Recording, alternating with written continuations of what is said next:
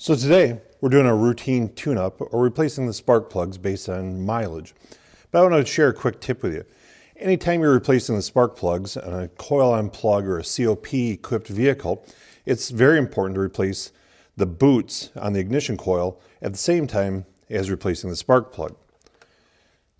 One of the primary reasons is a phenomenon called carbon tracking.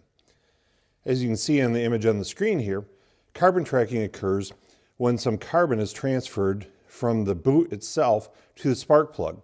As you can see on the spark plug, it almost looks like it's got a crack, but that's carbon tracking. So if we replace the spark plug and don't replace the boot, within a matter of time, the carbon from that boot will transfer back to the spark plug and we'll have a misfire again. So when we're replacing the spark plug, it's very important to replace the boot at the same time. So if we look at the one in this particular vehicle, I can simply twist and pull the old boot off. Now we've got a gasket up here on the top, and so I'll slide that down, get that out of the way.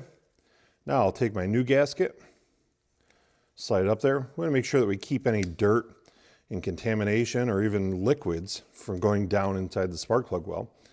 Then we also want to take a look down inside here and make sure there is no rust or corrosion.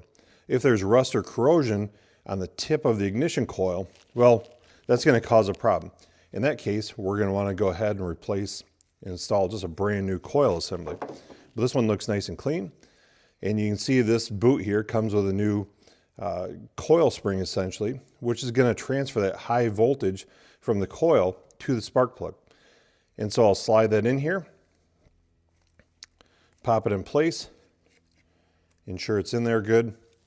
There. So now we've got that completed, we're ready to go ahead and replace the spark plug, and we'll go ahead and replace the boots on all these other ignition coils.